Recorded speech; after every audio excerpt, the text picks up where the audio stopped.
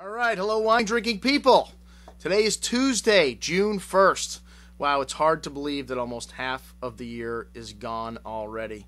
But man, 2010 has been a great one thus far. And we got a couple great events this week.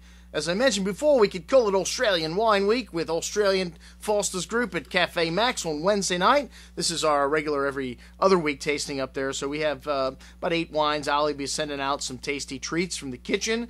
And 6:30 to 7:30, 8 o'clock this Wednesday night.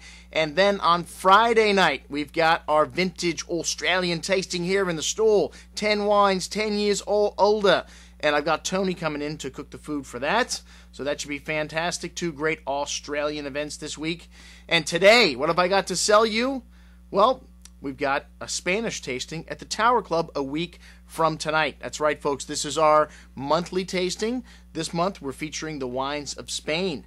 And Spain could have been called a sleeping giant a few decades ago, but they've been awake since the 80s, since the Franco regime has ousted, and new wine started coming into Spain. That was really when we saw the quality start to change in Spain, when they were starting to export their wines, and they also started to see what the rest of the world was doing, and they learned they needed to start keeping up and stop making wine in dirty old barrels. I remember my first trip to Spain in 1994, courtesy of the Wines of Spain and the Spanish government, and I saw a lot of dirty old barrels. And when I got home, I realized why a lot of Spanish wines tasted like they were made in dirty old barrels, because they were.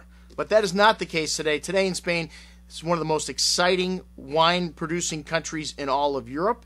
And we've got 3 different producers here tonight. And we've got Anthony Pannone from the Florida Wine Company that will be representing the Priorat. And he has got some of the top wines in the Priorat. Eric Solomon selections. Eric's wife Daphne owns Clos Erasmus. We've got some great old friends here. The cellar, the Awoken Castel, the Marge, which we've had at tastings before, and this is where the Roquers de Porrera comes from, one of my favorite wines in the Priorat. We've got a couple vintages of this wine on the shelf in the store at all times. This is where, when I made my trip to the Priorat with Eric Solomon in 2002, we visited this property, and the Priorat, incredibly steep vineyard sites, very high elevation. The Carignan and Grenache are the 2 main grapes here. The high elevation helps to make the yields low naturally. Very difficult to farm. Everything is hand-picked. Very interesting part of Spain, and in the last 20 years, most of these producers have come out. Really, in the last 10, you start to see this area really develop into one of the top regions in all of Spain. We got Anthony representing that, and then Ruida, and then one wine from Valladolid, which is the region next to Rias Baixas, just north of Portugal, where they make Odeo and Albarino.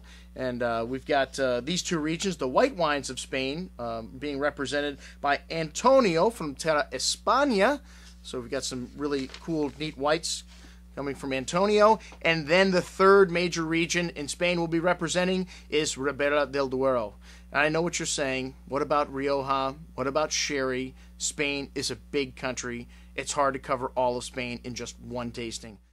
All right, and third up, representing Ribera del Duero, is going to be Craig from Augustin Wines, and he's got some really cool stuff. Ribera del Duero, mostly Tempranillo-based wines. You do see some blends, but most of the wines we have here are going to be 100% Tempranillo, which is the great red grape of Spain. You see it in Rioja and Ribera del Duero. You see a lot of single varietal wines made from that, and then Toro, which is the next up-and-coming region from Spain. And I know what you're saying. We've only got 3 regions represented. Where is Rioja? Where is Penedès, the Cavas, and where is Sherry? Well, we can't cover all of Spain in just one tasting. Check out all the wines we've got from our Spanish tasting, going on our Spanish tasting at the Tower Club. Next week, I'm your host, Andrew Lampasone, for the Wine Watch, signing off, saying, remember, always drink the good stuff first.